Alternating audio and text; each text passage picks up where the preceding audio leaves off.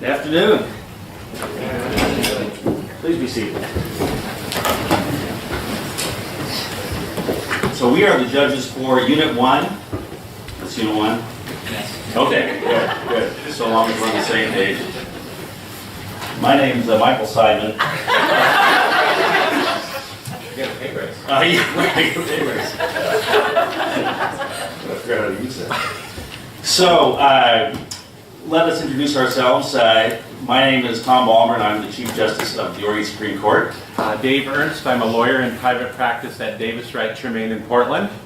I'm Samuel Henry, professor at Portland State University and chair of the Oregon State Board of Education.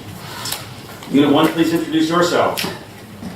My name is Kristen Perez. My name is Joshua Henderson. I'm Jackie Nguyen. My name is Tree Trent. Our coaches are Les Swanson, Jesse Gibbs, and J.C. Hankins. Our teacher is Portia Hall. Great, thank you. Well, thank you.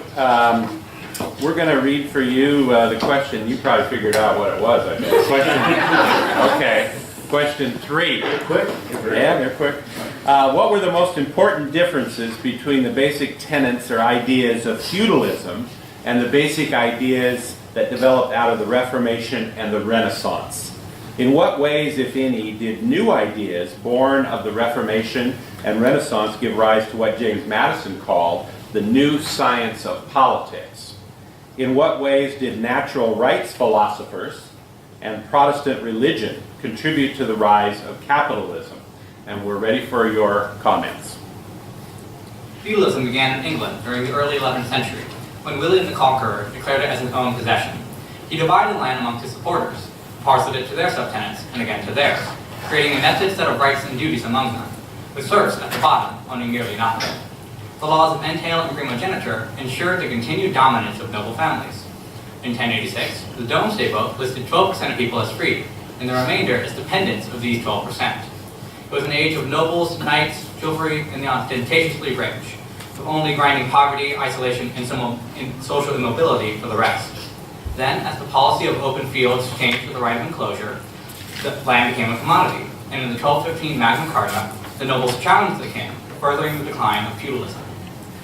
The Renaissance began in the 13th century in the self-governing city-states of northern Italy, when scholars turned to classical antiquity. Scholasticism had not yet seized control of universities in Florence and other city-states. Scholars focused on ancient Roman writings and law, applying them to their urban settings. Judge Lovato Levati and his colleagues hunted rare manuscripts, analyzed classical verse, and discussed these texts in order to determine their meanings. In the 14th century alone, Petrarch discovered one half of Cicero's now known writings, which enabled these Italian humanists to breathe life into Cicero's Latin and revive it in Christian form. These ancient texts, the meaning of their words and the context of the documents and their social, cultural, and economic settings were emphasized in such a way that the principles of interpretation will be used by the U.S. Supreme Court in the pending case of King v. Burwell to determine whether the Affordable Care Act's tax credits for lower income health care purchases apply only to purchases made in the 16 state exchanges and not to states with federal exchanges. These principles will also be used in the Young v. UPS case to determine whether pregnant employee Peggy Young was provided work accommodations the same as other employees similar in their ability or inability to work. The different modes of interpretation stem from a sudden output of sources. In the 16th century, the Northern European Renaissance expanded from Latin to Greek and Hebrew. Martin Luther used these languages and the newly invented printing press to translate the Old and New Testaments into German for the people. Joined by John Calvin in France with his doctrine of predestination and Luther's emphasis on God's grace and faith, this pushed the Reformation forward. The emphasis on individualism, faith over reason, liberty of conscience, and the questioning of established authority was in sharp contrast to feudalism's extreme social hierarchy, chivalry, noble sovereignty, and immobility and poverty for the serfs. The Protestant Puritans believed that God predestined them for heaven. Because they were God's chosen, they felt duty-bound to exhibit the virtues of diligence, frugality, and simplicity in their lives. God, they believed, expected them to be successful in business.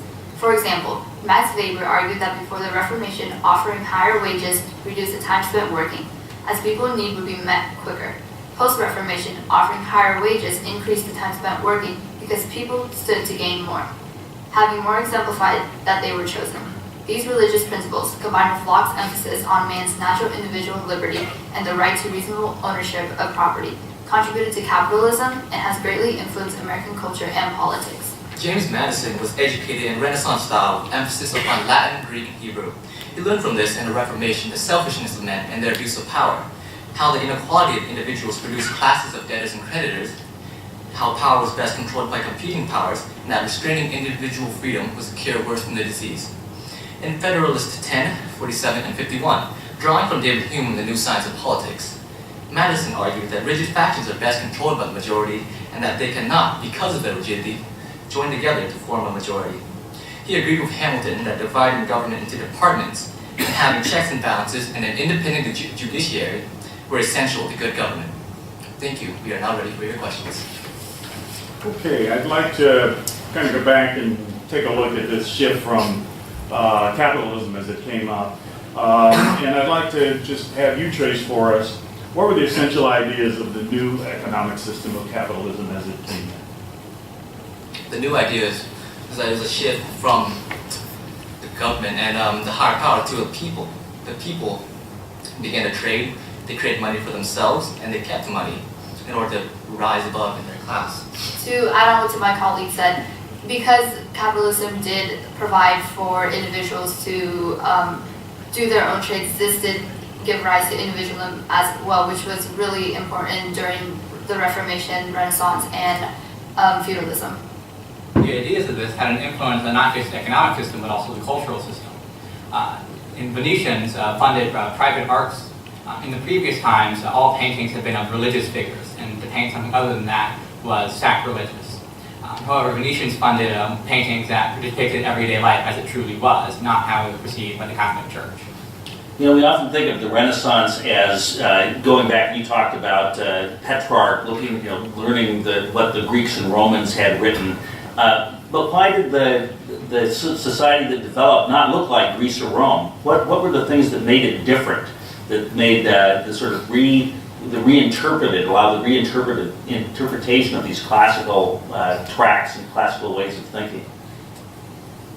The Renaissance period's focus on classical antiquity didn't emphasize the similarities between it, but the modes of interpretation of the documents that they found in the modern day period. The ideas of such helped them understand better methods of fulfilling certain duties of an individual towards their community, as well as the individual's own right as a person. The reason why these documents and these ideas have been lost in the first place was because of the fact that ancient Greece was kind of defeated as a nation, and it was overruled by the Roman Empire, by the Catholic Roman Empire. Most of the documents were burned, and the ones that escaped moved to Constantinople. Then, as the Turks invaded Constantinople, people took those documents that had survived and brought them back into Central Europe, in which case people like Petrarch were able to rediscover them. So how and why did the Reformation and the Renaissance stimulate new interest in science and technology? The Renaissance and Reformation periods were both characterized by a large pessimistic stance on religion, and as such, the ideas of classical antiquity, which put major focus on mathematics and science and the academics, seem to be largely more flourished and emphasized in this period.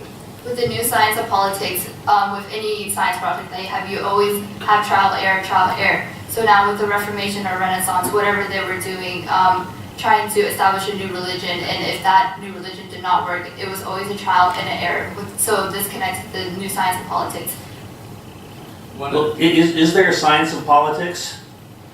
It's not like physics or other sciences, is it? No, it's not technically a science, but it's in a science.